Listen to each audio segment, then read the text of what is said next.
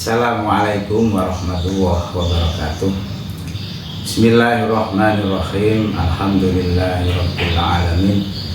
Wassalatu wassalamu ala sayyidina wa maulana Muhammadin wa ala alihi wa sahbihi ajma'in. Amma ba'du. Qalu subhanaka la ilma lana illa ma 'allamtana innaka antal alimul hakim. Kaum muslimin dimanapun berada, wabil khusus warga Nahdien Kabupaten Tuban yang dimuliakan oleh Allah, kita lanjutkan edisi kedua kajian tentang zakat fitrah, di mana pada edisi kedua ini kami akan membahas tentang waktu wajibnya zakat fitrah dan bagaimana ketentuan takjil zakat. Sedangkan poin yang ketiga yaitu tentang jenis dan berapa kadar ukuran zakat fitrah. Kaum muslimin hafizakumullah, mengenai tentang waktu wajib zakat fitrah, dalam hadis riwayat Sayyidina Abdullah ibni Umar radhiyallahu anhuma, beliau mengatakan farada Rasulullah zakat al-fitri min Ramadan ala nasi so'an min tamrin atau so'an min syairin. Dari hadis ini bisa kita ambil kesimpulan bahwa waktu wajibnya zakat fitrah disandarkan oleh Nabi al-fitr dengan Ramadan. Artinya orang yang wajib zakat fitrah ialah orang yang mendapati atau menjumpai juz'un min Ramadan, menjumpai waktu Ramadan dan menjumpai juz'un min Syawal. Sehingga dari sini bisa kita ambil kesimpulan bahwa orang yang lahir sebelum maghrib malam hari raya, ia wajib dikeluarkan zakat fitrahnya. Orang yang meninggal setelah maghrib malam hari raya juga wajib dikeluarkan zakat fitrahnya, karena anak yang lahir sebelum maghrib malam hari raya termasuk kategori orang yang menjumpai juz'un min Ramadan dan juz'un min Syawal. Orang yang meninggal setelah maghrib malam hari raya juga wajib karena ia menjumpai juz'un min Ramadan dan juz'un min Syawal. Sehingga kebalikannya, ketika ada anak yang lahir setelah maghrib malam hari raya, maka dia tidak wajib dizakati karena ia tidak menjumpai Ramadan, hanya menjumpai Syawal. Demikian juga orang yang meninggal sebelum maghrib malam hari raya juga tidak wajib zakat fitrah karena ia hanya menjumpai juz'un min Ramadan namun tidak menjumpai juz'un min Syawal. Sehingga dari ketentuan ini bisa kita ambil kesimpulan, karena waktu wujub adalah waktu maghrib malam hari raya, boleh hukumnya mentakjil zakat fitrah, karena zakat fitrah ini kewajiban yang mu'allakun ala sababaini. Maka ketika sabab salah satunya sudah masuk, boleh dia takjil. Sehingga orang yang melakukan zakat fitrah di awal Ramadan itu diperbolehkan, dengan syarat takjil itu perlu dipahami. Syarat pertama harus sudah masuk waktu Ramadan. Kalau belum Ramadan dia sudah takjil, maka tidak boleh karena belum masuk sababnya. Terus yang kedua, syaratnya takjil ini yang kadang-kadang kita melupakannya dan kita banyak tidak memperhatikannya. Syarat sahnya takjil zakat itu jika yang menerima zakat masih dalam sifat istiqoq di saat maghrib waktu Syawal. Dalam kitab Tuhfah disebutkan yustaratu fi sihhati ta'jil qaunul qabid lil mal al muajjal mustahiqqan waqtal wujub ai inda dukhuli Syawal. Orang yang menerima harta muajjalnya tadi, harta yang zakat yang ditakjilkan tadi, harus masih berstatus mustahik di saat masuk waktu Syawal. Artinya apa? Kalau kita bayar takjil zakat sementara yang menerima zakat itu sebelum Syawal sudah meninggal, maka ia tidak sah, harus mengulangi zakatnya lagi. Nah, kadang-kadang kita nggak perhatian. Nah, maka harus kita pahami tentang hal ini. Dan berikutnya, zakat itu memang yang lebih afdolnya dikeluarkan setelah subuh sebelum melaksanakan sholat Id. Itu paling afdol. Namun jika memang karena kondisi seperti sekarang nggak mungkin, ya malam hari raya itu yang memang tetap sudah masuk waktunya wajib, sehingga itu yang juga baik. Kalau paling afdol setelah sholat subuh jika memang mampu, jika memang waktunya memadai.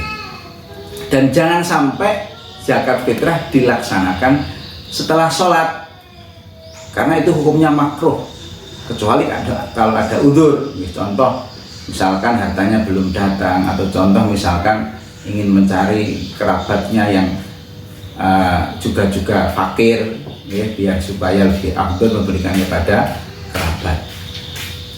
Dan yang perlu diperhatikan juga, jangan sampai zakat fitrah itu dikeluarkan sampai maghrib tanggal 2 Syawal. Kalau dia tidak udzur itu hukumnya haram. Para kaum muslimin yang berbahagia, untuk poin selanjutnya adalah jenis dan kadar ukuran zakat fitrah yang dikeluarkan. Jenis yang harus dikeluarkan dalam zakat fitrah harus berupa makanan pokok yang dikonsumsi tiap harinya. Artinya apa? Kalau ia tiap harinya biasa mengkonsumsi beras, berarti yang dikeluarkan juga beras. Kualitas berasnya yang dikonsumsi itu juga menjadi standar yang bisa dikeluarkan, yang sah dikeluarkan untuk zakat fitrah. Kalau memang standarnya, kualitasnya kok di bawahnya, maka hukumnya tidak boleh. Contoh misalkan dia biasa mengkonsumsi beras yang bagus, tapi ia zakatnya pakai beras yang kualitasnya rendah, ya ini nggak sah, nggak boleh. Dan yang dikeluarkan harus makanan pokok yang biasa dikonsumsi, yang paling mendominasi dalam 1 tahun. Artinya apa? Kalau ada orang yang makanan pokoknya itu dalam setahun ada 2 jenis, kadang beras, kadang jagung, maka harus dilihat yang paling mendominasi dalam setahun itu apa, beras apa jagung. Kalau dia konsumsi beras selama 7 bulan, sementara konsumsi jagungnya 5 bulan, maka ini yang sah dikeluarkan harus beras, tidak boleh jagung, ya. Karena apa? Jagung hanya 5 bulan, sementara kalau beras 7 bulan, kan lebih mendominasi beras. Kecuali menurut Imam Ghazali, kalau Imam Ghazali mengatakan kalau di saat mengeluarkan kok kebetulan di masyarakat itu konsumsinya kok jagung, meskipun jagung itu hanya dikonsumsi 3 bulan atau 5 bulan, kalah dengan beras, nek cor Imam Ghazali itu boleh. Dalam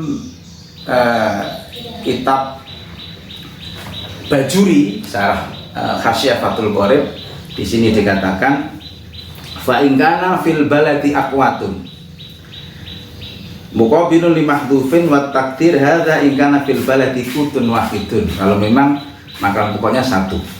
Fa in kana fil baladi aqwatun qauluhu ghalaba ba'duha. Jadi lebih mendominasi beras misalkan. Bi angkana yata'atahu ghalibu ahlil baladi fi ghalibi sana. Jadi penduduk situ kebanyakan mengkonsumsinya di bulan yang paling banyak, 7 bulan tadi misalkan berasnya. Fal mu'tabar fi ghalibi kutil balad ghalibu kutis sanah la ghalibu kuti waktil ikhraj. Nah ini bukan kok makanan pokok yang kebetulan dikonsumsi saat bulan hari raya itu, enggak, tetap pakai beras meskipun saat mengeluarkan zakat fitrah dia konsumsi jagung, karena jagung kan hanya 5 bulan tadi. Khilafan lil Ghazali fi wasitihi. Kalau Imam Ghazali memandang yang terjadi saat mengeluarkan zakat fitrah, jadi boleh pakai jagung kalau memang waktu puasa dan Syawalnya itu dia konsumsi jagung. Tapi menurut pendapat yang kuat tetap beras, karena beras paling mendominasi. Selanjutnya untuk ukuran ini perlu dipahami bahwa zakat fitrah itu wajib mengeluarkan 1 sok. 1 sok itu sama dengan 4 mud. Mud itu artinya takaran pakai cawukan tangan. Nah, kalau dikonversi dengan ukuran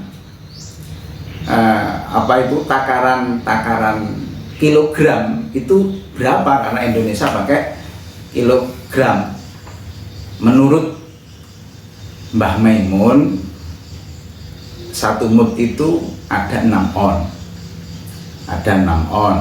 sehingga kalau dikalikan 4, karena 1 sok itu 4 mud, berarti 2,4 kilo on. Terus dibulatkan, kadang-kadang itu kan beras ono sing jeblok, ada yang jatuh barang, itu dibulatkan jadi 2,5 kilo. Jadi sudah pas. Ulama-ulama kita dulu memberikan penjelasan kalau zakat itu 2,5 kilo beras itu sudah pas.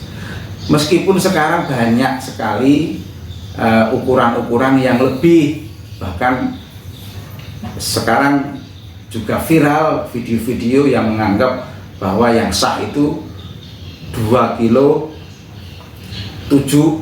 ada yang mengatakan sampai 3 kilo juga.